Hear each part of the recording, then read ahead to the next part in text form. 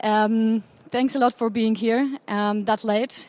It's quite a funny thing that like two people with Polish talking about death, but I'm not sure if it says something about my nation. Yeah, this topic is kind of uncomfortable, so I hope you were prepared for this. And I started dealing with it because a customer came to us with this strange request. And at the very beginning, it felt like kind of creepy. Like, I encounter a lot of topics, but why death? Why should I care about death? And yeah, but with some time passing by, you just get used to it. And as a consequence, we have quite a lot morbid humor currently in the office.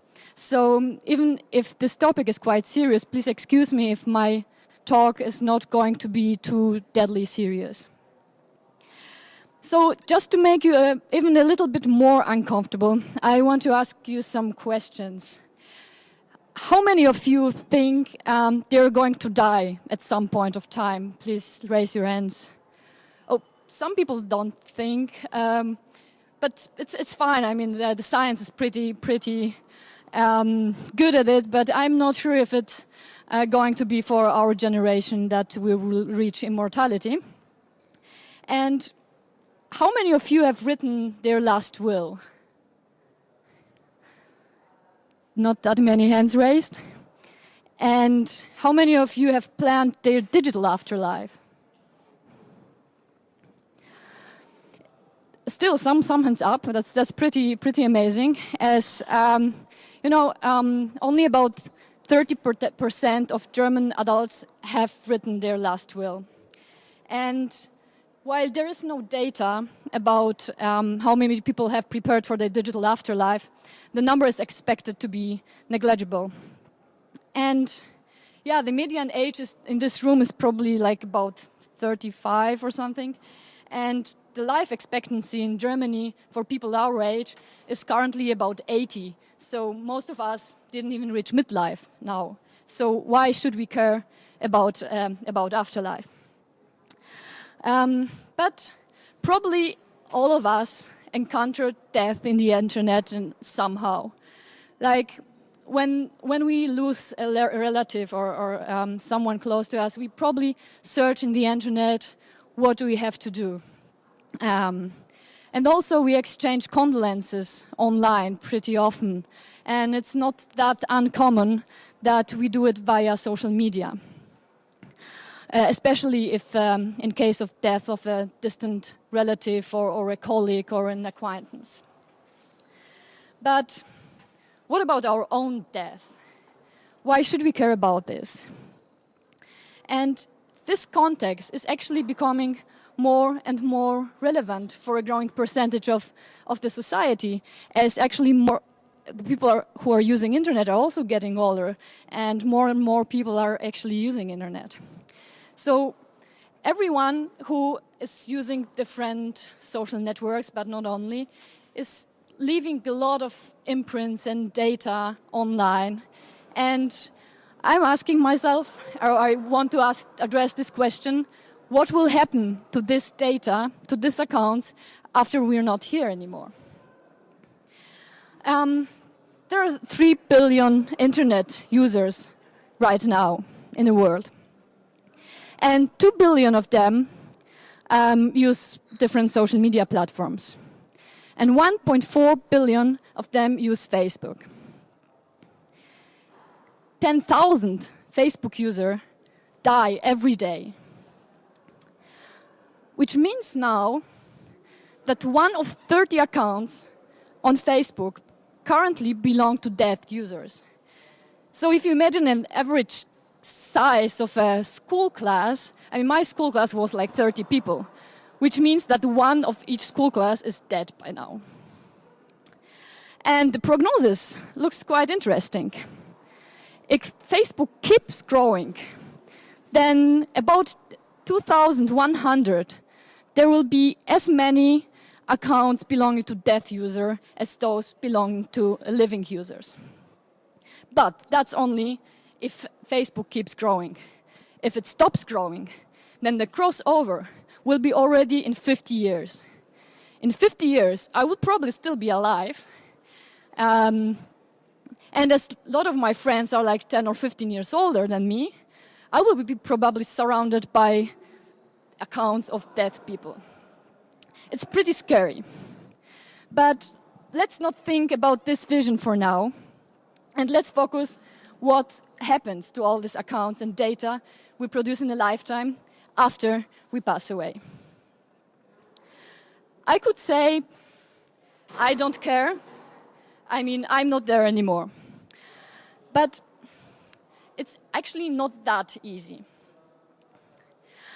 You know, last summer, I was trying to get out of Berlin on my racing bike to have a like nice long ride outside of the city.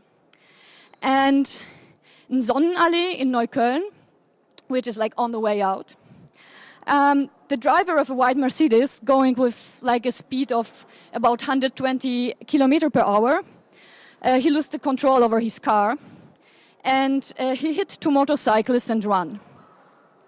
And one of the motorcyclists landed like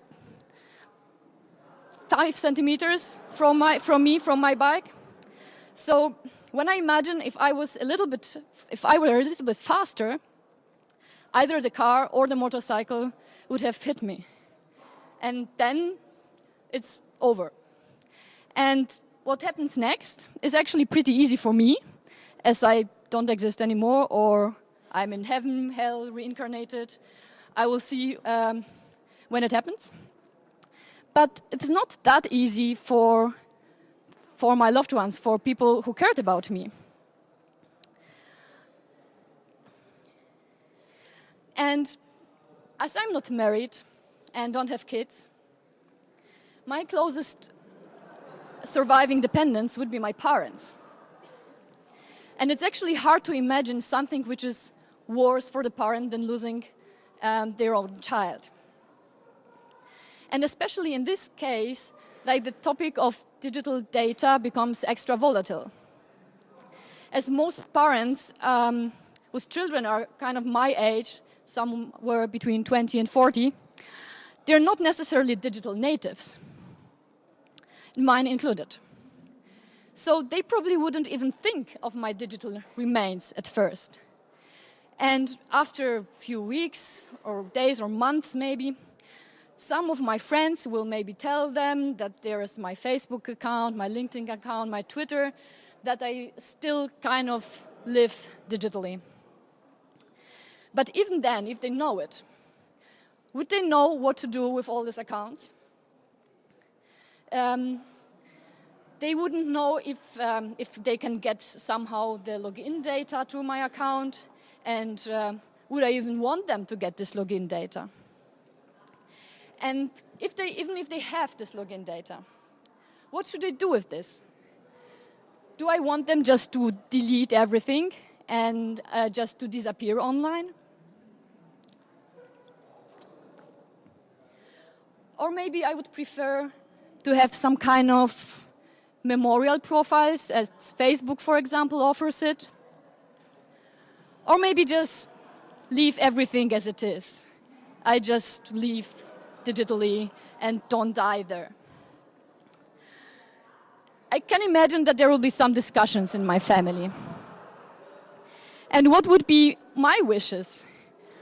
I mean, do I want them to access all the data?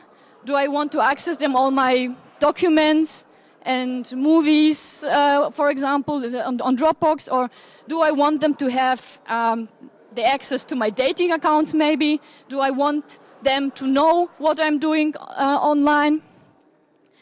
And there will be probably quite different opinions in the family, and I can imagine that there will be some discussions, and I actually don't want my family to have to argue even after my death.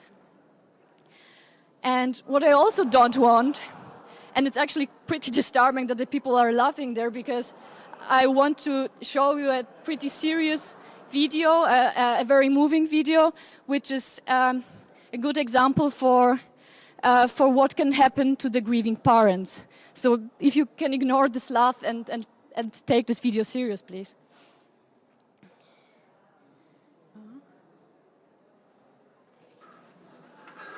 You ever do something crazy because you just don't know what to do anymore?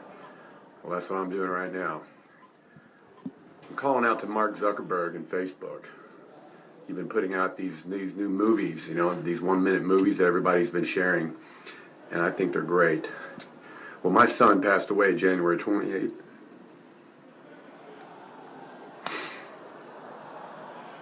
...2012, and we can't access his Facebook account. I've tried emailing different things, but it ain't working. All we want to do is see his movie. That's it. I don't even need to get on his account. If you guys could... If you guys just do it yourself, I don't care. But regardless, everybody does these videos and things and they go viral. That's all I'm trying to do. So I'm asking my friends to share this video, and your friends to share it, and so on and so forth, and maybe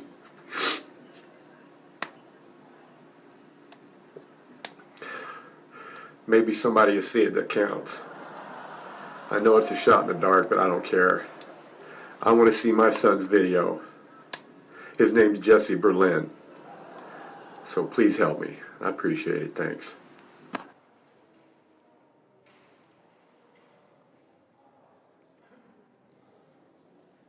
So for a long time, Facebook's policy regarding its deceased users were quite simple.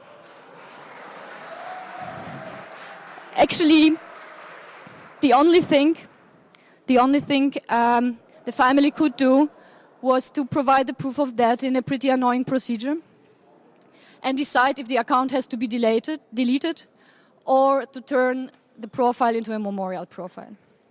That's it. But while this grieving parent's appeal was probably not the only reason for changes in Facebook policy, it might have been a trigger. And for example, this very little thing, now nobody has to beg for the look-back videos for his loved ones, as it's actually a standard possibility for the deceased people's account. But Facebook is going one step further currently.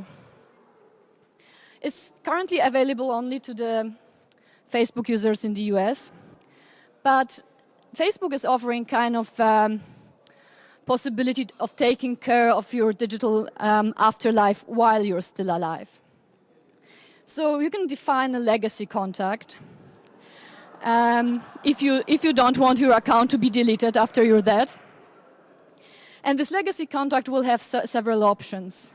Like he or she will have the possibility of changing the profile picture or the cover photo, which is quite an important function. For example, last year a friend of mine committed suicide. And he was very depressed in the last months of his life. And actually everything on Facebook was like dark and murky and all the posts. And the question is, do we want to remember him like this? And wouldn't it be better to change his picture after he died to just remember him as he was?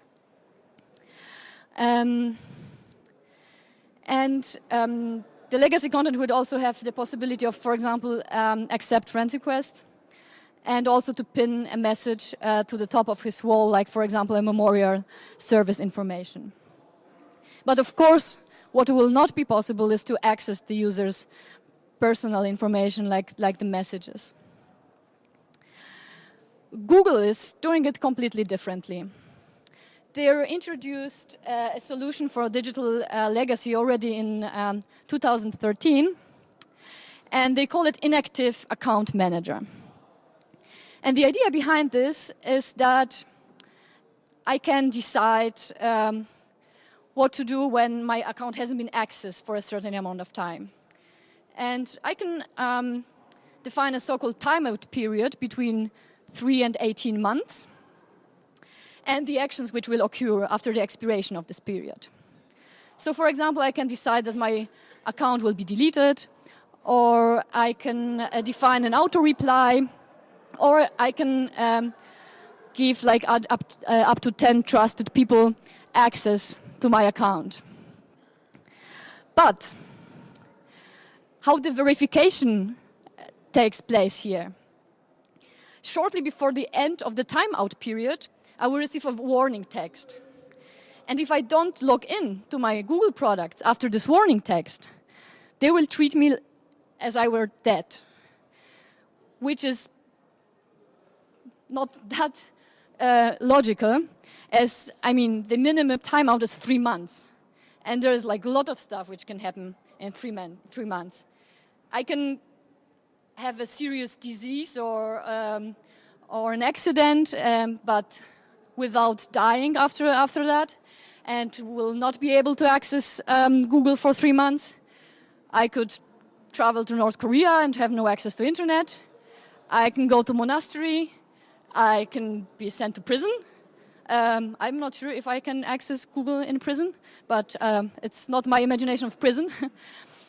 And that's why this method of verification doesn't really work.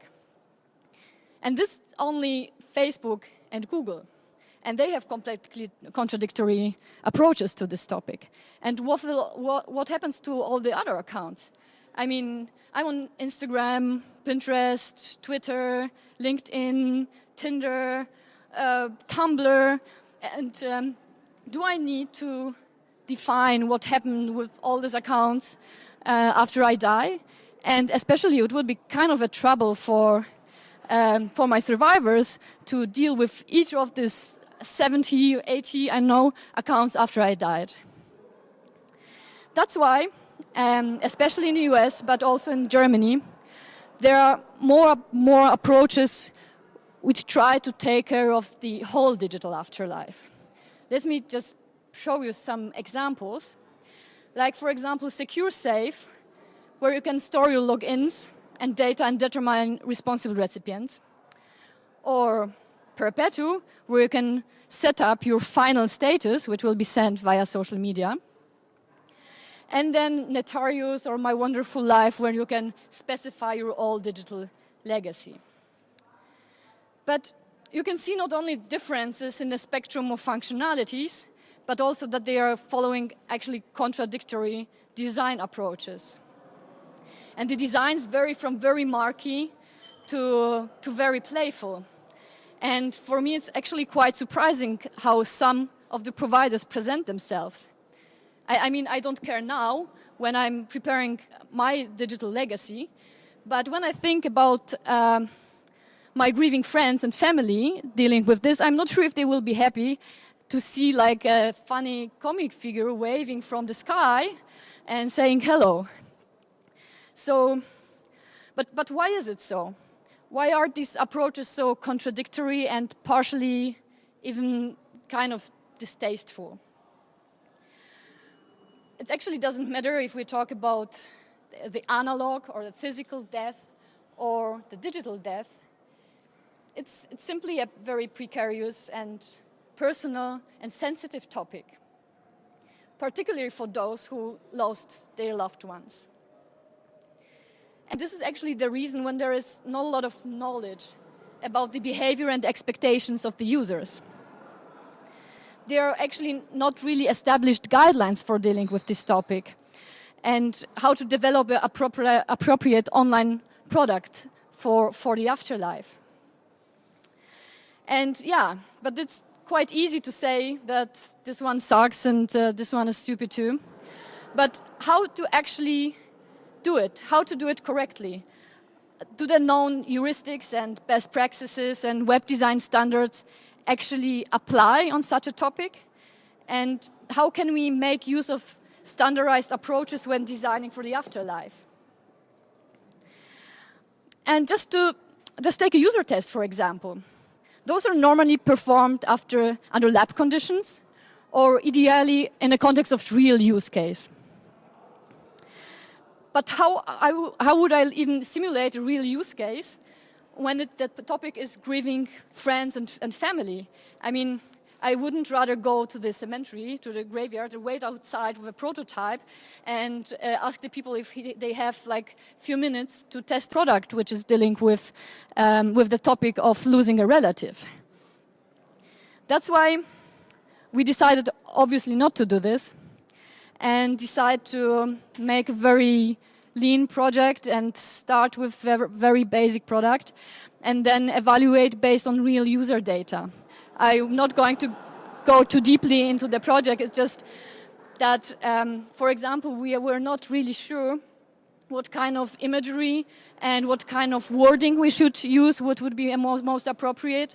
And that's why we did a lot of A/B testing and multivariant testing and are permanently developing the product so that has an optimal user experience for this purpose. But that's actually the only one question. What does the user see? Which is similarly difficult as to tell what should the user not see. Because digital death is all about data and very personal and sensitive data like contacts, passwords, maybe also payment data. And it's also about private messages and information who maybe are meant for my friends and relatives, but only after I'm not here anymore. Let's say I will write a final message like the service perpetual is allowing me. And that would not be very cool if this message will be sent out when I'm alive and well. I mean, my friends would probably freak out. And maybe the right message, but the wrong recipient. If my husband will receive the message I wrote to my lover posthumously, it's probably not how I want to be remembered. And yeah, there are like more and more questions about this. How can the probability of such incidents be minimalized? Which security measures are necessary? And especially how to prove if the person in question is actually really dead and if the relative is allowed to access this data. And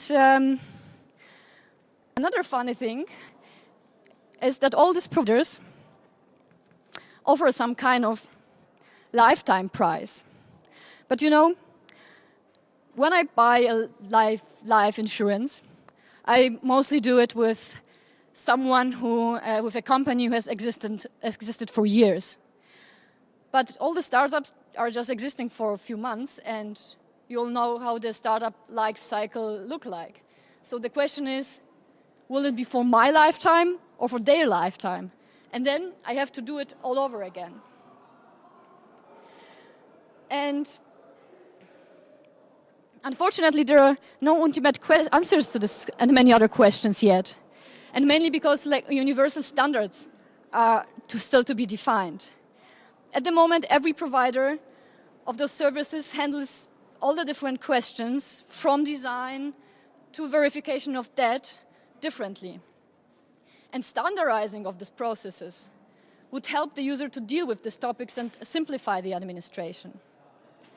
And besides that, I wonder if companies like Google, Facebook, or Twitter will develop appropriate interfaces for legacy management, which will allow external providers of legacy services to bundle all these different processes in one tool. And this would kind of simplify this unpleasant procedure for the user a lot. I'm also coming to the end. So the relevance of this matter increases. And so I expect to see a lot of change happening in the following months and years regarding the digital afterlife. And we can already see these changes, for example, in Facebook. So I'm very looking forward to how the process will get standardized and will change in the next months and years. Thank you.